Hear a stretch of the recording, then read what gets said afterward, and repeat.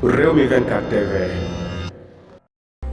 Bismillah dal leen ak jaamu ci xibaar dimanche 21 janvier 2024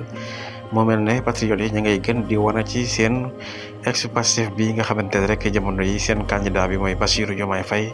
bu ñu xoolee nag ki ñi nga xamante ne rek ñoom ñooy ex-Pastef Angleterre ñoom daal dinañuy collecté ci ñaari fan yi lu toll ci 42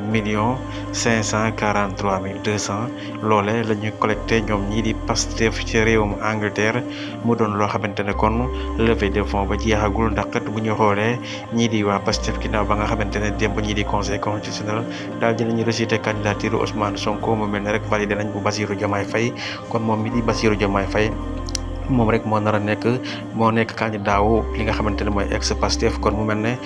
campagne bi naru ñoo manqué dara ndax xeet li ñu collecté ci ay millions daal dinay bari lool ndax boo xoolee rek diwaanu diaspora bi ñoom daal dinañuy génne lu ëpp 500 millions te sénégalais yi li nga xamante ne génnee nañ ko mbooleeguñ ko mu doon loo xamante ne kon ñii di waa Pastef jamono yi macha allah kon jàddil nañuy matale sëkk ci campagne boo xamante ne lépp dina mat.